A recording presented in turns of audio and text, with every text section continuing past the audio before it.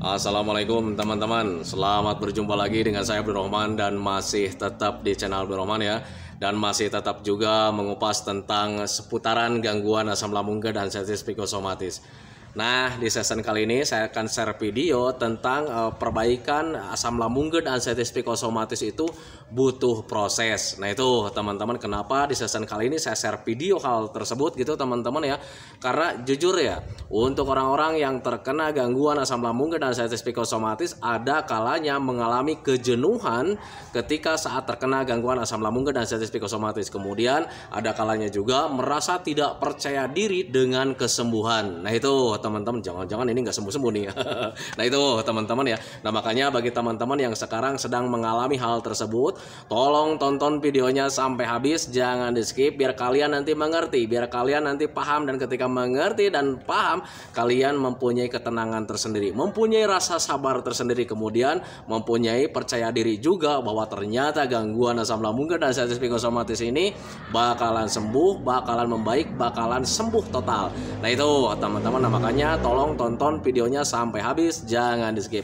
Nah, kemudian seperti biasa bagi teman-teman yang baru bergabung, kalau seandainya kalian mau bertanya tentang seputaran gangguan asam lambung dan sensitif psikosomatis, alangkah baiknya kalian tonton dulu video-video saya sebelumnya, karena untuk seputaran gangguan asam lambung dan sensitif psikosomatis semuanya sudah saya share ya. Dari mulai cerita saya yang terkena gangguan asam lambung dan sensitif psikosomatis, kemudian merasakan 1001 macam sensasi yang sangat menyengsarakan, itu sudah di-share teman-teman ya. Dan kemudian bagaimana cara menangani setiap sensasi yang hadir, itu juga sudah di-share. Nah, makanya biar lebih jelas, biar lebih detail, alangkah baiknya kalian tonton dulu video-video saya sebelumnya. Nah, itu teman-teman ya. Dan kemudian bagi teman-teman yang baru bergabung juga, seperti biasa juga, kalau seandainya kalian belum subscribe channelnya, mohon videonya itu di-subscribe dulu, karena untuk subscribe itu tidak memerlukan biaya, tidak memerlukan pendaftaran. Jadi subscribe itu adalah hal yang sangat mudah sekali bagi teman-teman lakukan ya. Jadi teman-teman itu cukup memijit saja tulisan subscribe, biar kenapa? Jujur ya, biar videonya itu cepat berkembang dengan baik. Dan kalau seandainya videonya itu berkembang dengan baik, sudah barang tentu itu akan menambah semangat tersendiri buat saya untuk terus nge-share tentang seputaran gangguan asam lambung dan sensitif psikosomatis ini terhadap kalian. Kemudian yang lebih penting dan yang lebih utamanya, tekan juga tombol lonceng sama tombol like-nya ya, biar kalian itu dapat notifikasi atau pemberitahuan video saya yang terbaru, karena saya itu akan terus nge-share tentang seputaran gangguan asam lambung dan sensitif psikosomatis ini terhadap kalian, dengan tujuan semoga saja videonya itu menjadi wasilah atau jalan keluar bagi kalian yang sedang mengalami gangguan asam lambung dan sensitif psikosomatis hingga membaik ya, apalagi sampai sembuh total. Amin ya robbal alamin. Ya, minimal hanya memberikan motivasi saja, atau lebih minimalnya lagi hanya sekedar menemani kalian yang sekarang sedang merasakan tidak nyamannya dari gangguan asam lambung dan sensitif psikosomatis. Nah, itu teman-teman ya. Nah, kembali lagi ke topik utama teman-teman ya. Untuk orang-orang yang terkena gangguan asam lambung dan sensitif psikosomatis kadang selalu mengalami kebingungan gitu teman-teman ya. Kenapa bisa mengalami kebingungan tentang sakit yang kita derita gitu teman-teman ya. Karena jujur ya, untuk gangguan asam lambung dan sensitif psikosomatis itu ya begitu lama terasa tidak nyamannya gitu teman-teman ya. 1 hari, 2 hari, 1 minggu, 2 minggu, 1 bulan, 2 bulan, bahkan ada yang bertahun-tahun. Nah, itu teman-teman tergantung daripada siapa orangnya. Nah, itu teman-teman, dan ketika kita sudah begitu lama merasakan penderitaan dari gangguan asam lambung dan sensitif psikosomatis, lahir ada rasa jenuh tersendiri gitu teman-teman ya. Jenuh, kemudian kadang kita juga merasa capek dengan gangguan ini gitu teman-teman. Kemudian ketika merasa jenuh dan capek, kemudian kepikiran kemana-mana, dan akhirnya mempunyai rasa kurang percaya diri tentang kesembuhan dari gangguan asam lambung dan sensitif psikosomatis. Selalu berandai-andai kemana-mana, wah ini jangan-jangan gangguan asam lambung dan sensitif psikosomatis ini tidak akan membaik. Jangan-jangan kita ini orang yang terkena gangguan asam lambung dan sensitif psikosomatis ini bakalan menderita selamanya. Selalu saja seperti itu teman-teman ya. Itu sepengalaman saya dulu juga gitu teman-teman. Karena dulu saat terkena gangguan asam lambung dan sensitif psikosomatis, penderitaan saya yang saya alami itu ya memang agak begitu lama gitu teman-teman, sehingga ya wajar sekali kalau seandainya mempunyai pemikiran seperti itu gitu teman-teman. Wah, ini jangan-jangan kita itu tidak akan membaik-baik. Jangan-jangan kita itu hidupnya tidak akan lama lagi. Selalu saja seperti itu. Nah itu teman-teman, dan akhirnya kita meratapi nasib. Ketika meratapi nasib, kita seringnya menangis. Dulu saya juga gitu teman-teman ya, sering menangis setiap hari. Bahkan ketika ketemu sama orang itu sering merangkul, minta maaf. Karena di pikiran itu jangan-jangan ini umurnya nggak panjang. Itu teman-teman ya. Dan ketika mengalami hal seperti itu ya, kita itu semakin terpuruk teman-teman ya, karena ya berpikirnya itu ya selalu ke arah-arah negatif. Kita menderita, perasaannya tidak nyaman, akhirnya ya ketika mengingat ke sana ya semakin terpuruk gitu teman-teman ya. Orang-orang yang terkena gangguan asam lambung dan sensitif psikosomatis pasti mengalami perasaan sering terpuruk seperti itu teman-teman ya. Kita itu kayak semacam jatuh ke lembah penderitaan yang semakin dalam gitu teman-teman ya. Dan ketika penderitaan kita itu diceritakan sama orang lain itu tidak akan mampu mengerti tentang apa yang kita rasa, apa yang sedang kita alami. Nah itu teman-teman, nah, makanya bagi teman-teman yang sekarang sedang terkena gangguan asam lambung dan sensitif psikosomatis, alangkah baiknya kalian tidak mengeluh sama orang lain teman-teman ya, apalagi sama orang yang belum pernah mengalami gangguan asam lambung dan sensitif psikosomatis. Nanti kalian larinya disepelekan gitu teman-teman ya. Karena apa? Mereka belum memahami apa yang kita rasakan, baik di perasaannya, baik sensasi yang sedang dirasakannya. Nah itu teman-teman, subhanallah, sangat besar sekali. Nah itu teman-teman, makanya bagi teman-teman mulai dari sekarang jangan pernah mengeluh terhadap orang lain yang belum pernah mengalami gangguan asam lambung dan sensitif psikosomatis. Nah itu teman-teman ya. Nah tetapi bagi teman-teman yang sekarang banyak yang bertanya juga, Pak saya ini kenapa sih untuk gangguan asam lambung dan sensitif psikosomatis itu kok dialaminya itu begitu lama gitu teman-teman ya, baik dari medisnya, sensasi medisnya gitu teman-teman ya, terasanya itu begitu lama, sering bergonta-ganti gitu teman-teman ya. Kemudian sensasi di perasaannya sangat tidak nyaman gitu teman-teman ya, begitu lama juga gitu teman-teman ya. Nah perlu kalian ketahui teman-teman bahwa gangguan asam lambung dan sensitif psikosomatis itu butuh proses. Nah itu teman-teman, dan gangguan untuk yang membutuhkan proses itu bukan dari gangguan asam lambung dan sensitif psikosomatis saja teman-teman ya, termasuk gangguan-gangguan yang lain itu butuh proses. Contoh kecil, ketika kalian mendapatkan gangguan yang sering kalian alami ya, contoh sakit gigi mungkin gitu teman-teman ya. Sakit gigi saja itu kita perbaikannya itu butuh proses teman-teman. Cuman sakit-sakit yang biasa itu prosesnya tidak begitu lama teman-teman ya. Kita beli obat warung saja nunggu 1 hari 2 hari, paling lama 1 minggu kita udah beres. Nah itu teman-teman. Tetapi untuk asam lambung dan sensitif psikosomatis prosesnya begitu lama. Kenapa bisa seperti itu? Bisa begitu lama. Nah, bagi yang begitu lama berarti Anda kurang konsisten menjalani metodenya gitu teman-teman ya. Karena untuk orang-orang yang terkena gangguan asam lambung dan sensitif psikosomatis, prosesnya itu tergantung daripada siapa orangnya. Nah itu teman-teman ya, ada yang cepat, ada yang begitu lama. Nah itu teman-teman, siapa yang lebih cepat siapa yang lebih konsisten menjaga metodenya gitu teman-teman ya, dia bakalan lebih cepat terbebas dari gangguan asam lambung dan sensitif psikosomatis. Tetapi kembali lagi, secepat-cepatnya proses dari gangguan asam lambung dan sensitif psikosomatis, ada gangguan medis di situ, ada gangguan psikis di situ, berbeda dengan gangguan yang biasa-biasa. Nah itu teman-teman, kayak macam sakit gigi, panas gitu teman-teman ya, kita demam, meriang, itu sebetulnya berbeda gitu teman-teman. Itu bakalan lebih cepat prosesnya. Tetapi kalau seandainya ada psikis yang terganggu, ada perasaan yang terganggu, ada stres yang terganggu teman-teman ya, proses pemulihannya itu agak begitu lama. Jadi berbeda dengan gangguan yang lain. Nah itu teman-teman, tetapi kalian harus yakin dan percaya bahwa gangguan asam lambung dan sensitif psikosomatis itu bakalan membaik, bakalan sembuh total. Karena gangguan asam lambung dan sensitif psikosomatis itu sama seperti gangguan biasa-biasa yang lainnya.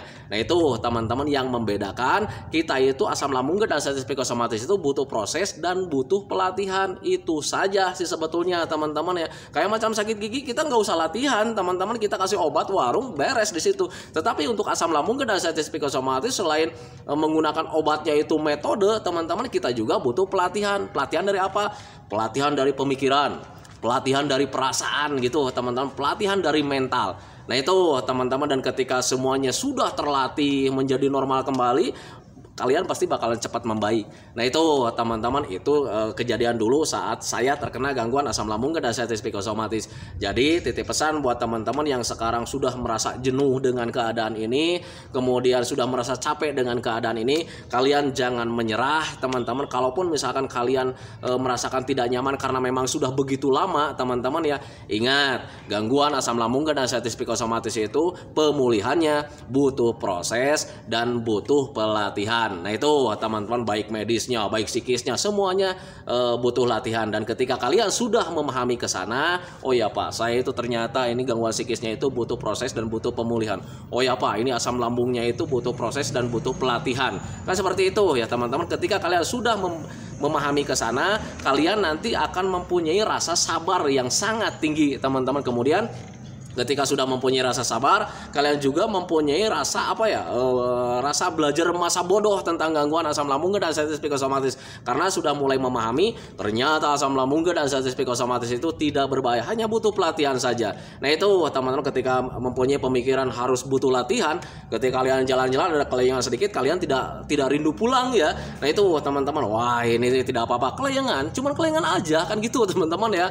Istirahat sebentar, duduk manis sebentar, nanti udah beres jalan lagi. Nah itu teman-teman, di situ justru akan, ketika kalian mempunyai seperti itu, nanti kalian juga akan menumbuhkan mental yang cukup besar. Nah itu teman-teman, karena jujur ya, saat terkena gangguan asam lambung dan gastritis psikosomatis, mental itu tidak ada teman-teman ya, yang saya rasakan dulu gitu teman-teman ya.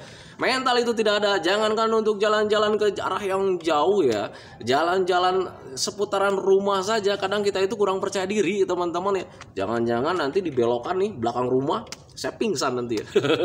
Selalu saja seperti itu, apalagi ketika mempunyai kelayangan. Waduh, itu teman-teman ya, perasaannya itu sangat sangat campur ya. Jadi di sisi lain kita itu pengen pulang gitu teman-teman, di sisi lain ini butuh latihan, tidak akan apa-apa teman-teman. Tetapi yang lebih besarnya itu ya rindu pulang teman-teman ya akhirnya pulang. Selalu saja seperti itu teman-teman. Tetapi nggak apa-apa teman-teman ya, ketika kalian mempunyai seperti itu, ada rasa bimbang juga di situ, nggak apa-apa, namanya juga proses pemulihan. Ketika pulang, kalian pulang, nggak apa-apa, jangan disesali, besoknya lanjut lagi jalan-jalan gitu teman-teman ya. Harus semangat gitu teman-teman. Ketika kalian dipaksakan, dengan catatan sudah makan, sudah minum, kalian paksakan saja jalan-jalan, ada kelayangan sedikit, kalian duduk, nah kemudian ketika beres jalan-jalan lagi. Selalu saja seperti itu ya, dulu saya seperti itu. Dan ketika kejadiannya terus berulang-ulang seperti itu, dipaksakan teman-teman ya, tanpa disadari, tahu-taunya ada perasaan nyaman ketika di luar teman-teman ya. Kemudian berbalik ya, yang dulu saat lagi parah-parahnya mungkin nyamannya itu di rumah, di luar tidak nyaman gitu teman-teman. Ketika dipaksakan sering jalan-jalan, melakukan aktivitas gitu teman-teman ya, justru kesininya itu mulai berbalik ya. Ada perasaan nyaman ketika di luar rumah, kemudian ketika di rumah itu ada perasaan tidak nyaman justru. Nah itu teman-teman, dan ketika ada perasaan tidak nyaman di rumah, justru itu perbaikan yang sangat bagus buat saya waktu itu. Karena ketika nyaman di luar itu ya justru akan lebih banyak beraktivitas teman-teman ya. Dan ketika banyak beraktivitas di luar tanpa disadari, ada kesenangan di situ gitu teman-teman ya. Senang melakukan ini, senang melakukan itu, senang ngobrol dengan orang ini, senang ngobrol dengan orang itu. Banyak sekali kegiatan di situ. Nah itu teman-teman, dan ketika banyak sekali kegiatan tanpa disadari, saya sudah menyenangi ruang lingkup yang ada di hadapan. Tanpa disadari, yang namanya penyakit dari gangguan asam lambung dan gastritis psikosomatis itu hilang tanpa disadari teman-teman. Dan kemudian tahu-taunya kita nyaman. Nah itu teman-teman ya, itu nah makanya harus bisa memahami ke sana. Jadi untuk orang-orang yang terkena gangguan asam lambung dan gastritis psikosomatis, ketika sekarang masih mengalami jenuh, kemudian untuk keluar itu ada rasa takut juga, nggak apa-apa teman-teman, itu memang sih wajar. Tetapi kewajaran itu mau sampai kapan gitu teman-teman. Nah makanya mulai dari sekarang, ketika kalian sudah mengetahui ternyata gangguan asam lambung dan gastritis psikosomatis itu tidak berbahaya, prosesnya itu, pemulihannya itu butuh proses dan butuh pelatihan mulai dari sekarang. Nah itu teman-teman. Adapun kalau misal ada rasa kurang percaya diri, tanamkan dalam pikiran kalian bahwa gangguan asam lambung dan gastritis psikosomatis itu tidak berbahaya. Nah itu teman-teman, saking tidak berbahayanya, makanya saya berani berjanji sama Anda bahwa Anda itu bakalan sembuh teman-teman ya, bakalan sembuh total. Kehidupan kalian yang dulu itu bakalan membaik lagi teman-teman ya, karena memang bakal bakalan membaik lagi sih sebetulnya. Nah itu teman-teman, bahkan saking tidak berbahayanya untuk gangguan asam lambung dan artritis psikosomatis, tanpa obat, tanpa herbal pun kalian bakalan sembuh teman-teman ya. Nah itu, nah makanya harus bisa memahami ke sana. Jadi untuk obat dari gangguan asam lambung dan artritis psikosomatis itu sebetulnya ada dalam diri kita masing-masing. Nah itu teman-teman, karena yang lebih dominan, yang lebih besarnya itu di mental teman-teman ya. Di mental, di pemahaman teman-teman ya. Ketika sakit perut, ketika kita belum memahami, oh itu ternyata dari panas dalam, ketika belum memahami ke sana, kita selalu berpikir kemana-mana, wah ini jangan-jangan perutnya sudah hancur nih. Kan gitu teman-teman ya, wah ini jangan-jangan perutnya sudah hancur. Kemudian kita ketakutannya masih ada, takut perut hancur, takut bla bla bla dan sebagainya teman-teman ya. Nah itu, nah makanya ketika mengalami ke sana ya sangat tidak nyaman sekali teman-teman ya. Akhirnya ya perbaikannya akan terasa merosot gitu teman-teman ya. Nah makanya untuk orang-orang yang terkena gangguan asam lambung dan artritis psikosomatis, tanamkan dalam pikiran kalian bahwa gangguan asam lambung dan artritis psikosomatis itu tidak berbahaya sama sekali. Adapun kalian mengalaminya sangat begitu lama teman-teman ya, ingat, gangguan asam lambung dan artritis psikosomatis pemulihannya butuh proses dan butuh pelatihan. Semuanya serba butuh latihan, baik perasaannya, pemikirannya, rasanya, mentalnya gitu teman-teman, semuanya butuh pelatihan. Bahkan sampai medisnya juga butuh pelatihan. Contoh, ketika pencernaannya belum membaik, ketika kalian sudah membaik, itu butuh latihan teman-teman ya. Kayak macam makan sambal saja itu butuh latihan. Kalau misalnya diceritakan sama orang yang belum pernah mengalami, pasti dia katakan itu cukup lebay teman-teman ya.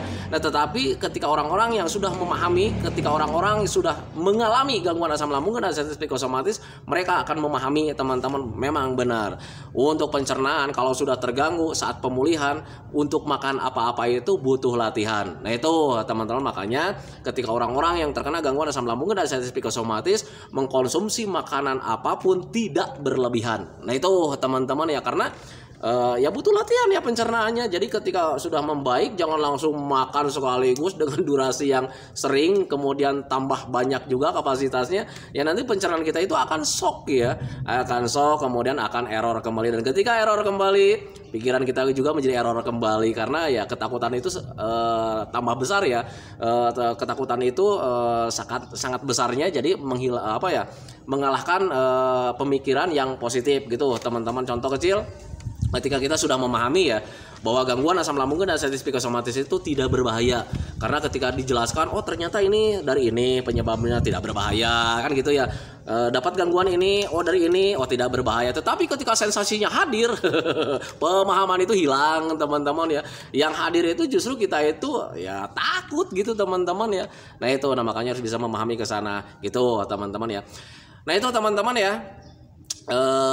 tentang seputaran gangguan asam lambung dan artritis psikosomatis, pemulihannya butuh proses gitu teman-teman. Jadi untuk orang-orang yang terkena gangguan asam lambung dan artritis psikosomatis, jangan merasa jenuh, jangan merasa capek gitu teman-teman. Jangan pernah menyerah, karena ngapain menyerah gitu teman-teman ya, karena ketika menyerah itu ya pemulihannya akan begitu lama teman-teman. Makanya untuk orang-orang yang terkena gangguan asam lambung dan artritis psikosomatis harus bangkit, harus punya tekad yang kuat gitu teman-teman, harus mempunyai semangat yang sangat tinggi sekali, kemudian pemahaman yang sangat tinggi sekali, selalu menanamkan dalam pikiran kita bahwa gangguan asam lambung dan artritis psikosomatis itu tidak berbahaya sama sekali, karena memang tidak berbahaya sama sekali. Nah itu teman-teman, ingat, semuanya butuh proses dan butuh pelatihan. Makanya untuk orang-orang yang terkena gangguan asam lambung dan artritis psikosomatis harus bersabar gitu teman-teman. Yang harus kalian lakukan ketika sudah bersabar, konsisten menjalani 3P-nya gitu teman-teman. Pola makannya tetap dijaga, pola hidup sehatnya tetap dijaga, pola pikir sehatnya tetap dijaga, kemudian selalu mengupayakan gimana caranya supaya hati dan pikiran kita itu tetap senang, karena kesenangan itu bisa merubah segalanya, karena kesenangan itu bisa melupakan segalanya. Nah itu teman-teman, termasuk dari ingatan kita tentang sakit kita, termasuk ingatan kita tentang penderitaan kita. Nah itu teman-teman, makanya harus selalu mengupayakan gimana caranya supaya hati dan pikiran kita itu senang. Belajar masa bodoh tentang hal-hal yang negatif teman-teman ya. Upayakan, usahakan hati dan pikiran kita tetap senang, biar kita itu kembali tersenyum, kembali bahagia. Nah itu teman-teman ya, makanya harus bisa memahami ke sana. Nah itu teman-teman ya video dari saya, semoga saja videonya itu menjadi wasilah buat kalian, semoga saja videonya itu menjadi pencerahan buat kalian, ya minimal hanya sekedar menemani kalian lah yang sekarang sedang merasakan tidak nyamannya dari gangguan asam lambung dan status psikosomatis. Kemudian seperti biasa sebelum saya akhiri videonya, saya selalu mendoakan sama teman-teman itu, semoga saja teman-teman itu cepat sehat lagi, cepat sembuh lagi, cepat kembali lagi keadaan kalian yang dulu, baik semangatnya, moodnya, tertawanya, pokoknya kehidupan kalian yang berwarna itu semoga saja cepat kembali lagi, karena memang saya yakin 100% bahwa keadaan kalian yang dulu itu sangat dirindukan sekali. Nah itu teman-teman ya, kemudian doakan saya juga teman-teman ya, agar saya itu tetap sehat, tetap kuat, tetap ceria, agar masih bisa tetap menemani kalian, karena ketika saya sakit saya tidak mungkin menemani kalian. Nah itu teman-teman, makanya doakan saya juga agar saya itu tetap sehat, tetap kuat, tetap ceria. Nah itu teman-teman ya, santikan videonya teman-teman ya. Assalamualaikum warahmatullahi wabarakatuh.